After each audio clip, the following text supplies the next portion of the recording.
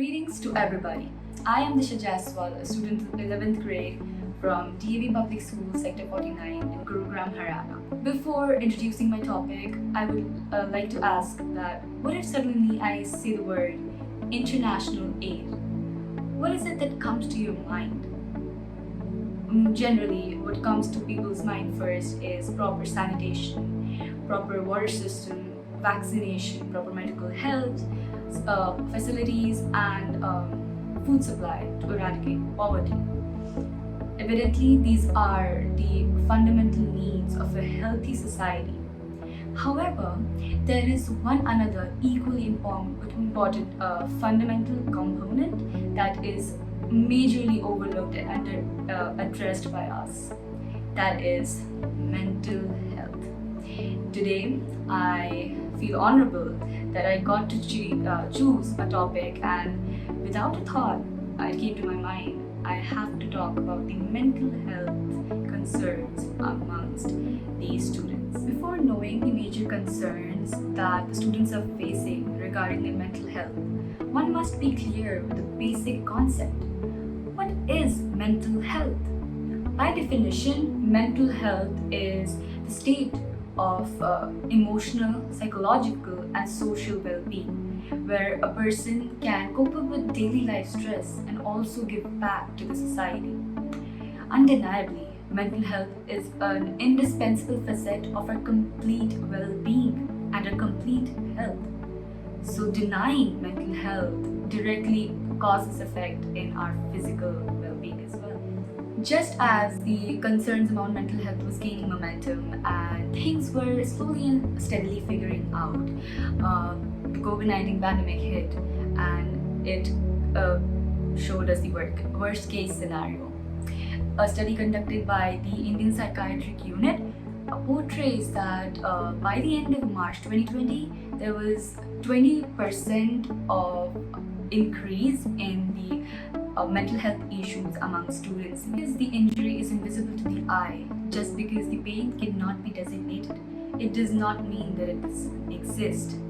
It exists. It exists in the depth and the profoundness of the mind. It exists in the twists and tangles of the complexity of the mind.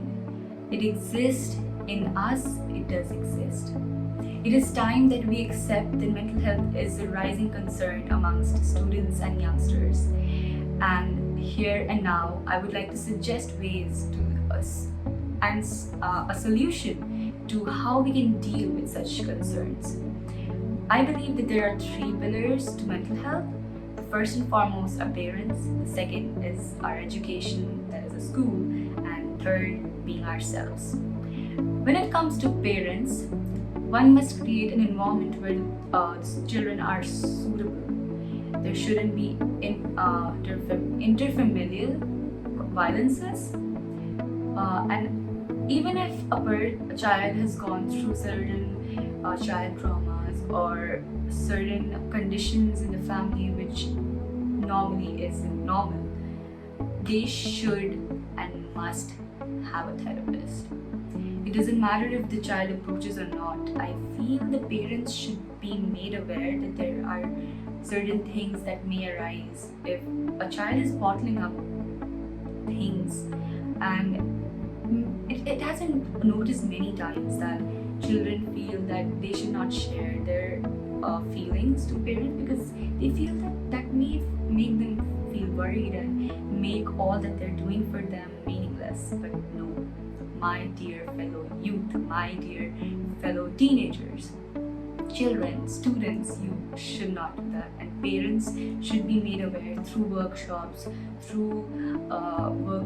and meets that these are the risks that may happen, and for that they should be given appropriate. Rightly said that the second home of a child is always the school. The second teacher of a child is always their education system. So when it comes to school, there are many major problems that arise from there. May it be peer pressure, may it be bullying. There are innumerable things that may cause about stresses, anxiety, depression among students.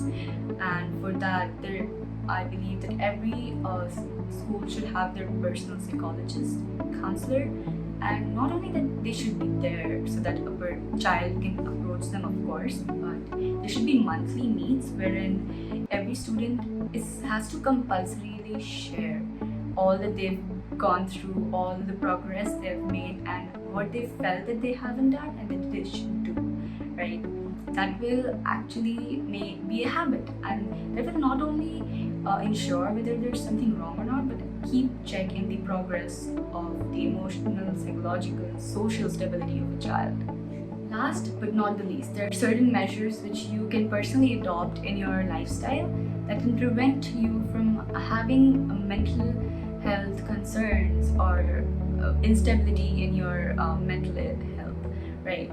Now, first and foremost, eat and sleep well. If there's irregularity in your eating or sleeping habits, that's the first doom flag that there is something wrong with you. Second, exercise or meditate regularly. Exercising and meditation keeps in check not only your physical well-being but your mental state as well. Now, there may be students who say that I've already get lazy enough writing and attending school. Who's gonna meditate or exercise? Okay, don't do that. There's an alternative which even I personally adopt. I call it music meditation. Choose a soothing and calming music. It can be nature beat or any instrumental music, just something without the lyrics or bizarre beats, and close your eyes and lie down and listen to it for like 4 to 5 minutes.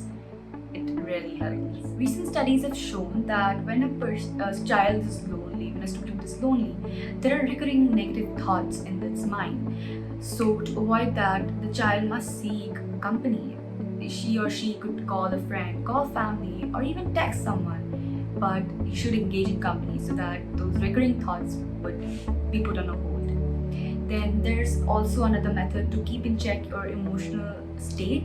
Always maintain a journal. A journal need not be an entry of your daily life, but it can be about your emotional state, when you were happy, euphoric, or sad. That always better 3 hours too soon than a minute late. It is rightly said that the best time to take action is always right now. As a fellow youth, I would like to put in a plea to you all. Please do not neglect your mental health. Make others aware of its importance, because it's not just a rising concern of our own country, but it's a global concern. It's a global stake of the development. And to attain complete mental well-being, we must break the stigma, accept our flaws, and of course, seek help. Keep smiling, and that's all for today. Thank you.